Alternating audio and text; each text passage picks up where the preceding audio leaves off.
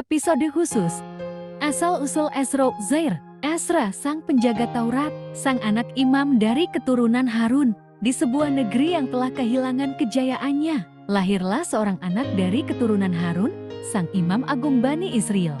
Namanya Ezra atau Uzair, yang kelak dikenal sebagai pemegang ilmu Taurat. Ia tumbuh dalam masa yang gelap, ketika Yerusalem telah hancur oleh serangan Babilonia. Kitab-kitab suci dibakar, dan orang-orang kehilangan arah dalam hidup dan agama. Namun sejak kecil, Ezra menunjukkan kecerdasan luar biasa dan cinta yang mendalam pada hukum Tuhan. Ia belajar dengan tekun, menyalin ayat demi ayat Taurat yang tersisa dalam ingatannya dan naskah yang selamat. Lelaki yang bangkit di negeri yang runtuh. Tahun-tahun berlalu, Ezra tumbuh menjadi lelaki yang berilmu dan dihormati. Saat bangsa Israel tersebar di pengasingan, ia memimpin rombongan kembali ke tanah leluhur, menapaki runtuhan Yerusalem yang kini hanya puing dan kenangan.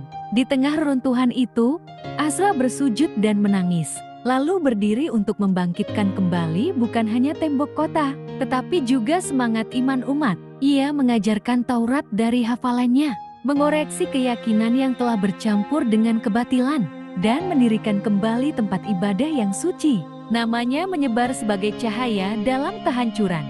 Lelaki yang dianggap anak Tuhan di antara manusia yang terlupa.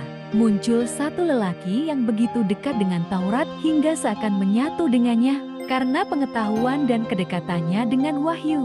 Sebagian orang Yahudi di kemudian hari berkata, Uzair adalah anak Allah. Sebuah kekeliruan besar yang ditegur keras dalam kitab suci Al-Quran. Namun Ezra tidak pernah mengaku demikian. Ia hanya seorang hamba yang cinta pada kebenaran. Ia wafat dalam ketenangan. Namun warisannya yaitu kecintaan pada ilmu dan ajaran Taurat terus hidup dalam hati sebagian umat yang setia. Namanya abadi dalam catatan sejarah dan pelajaran bagi generasi setelahnya.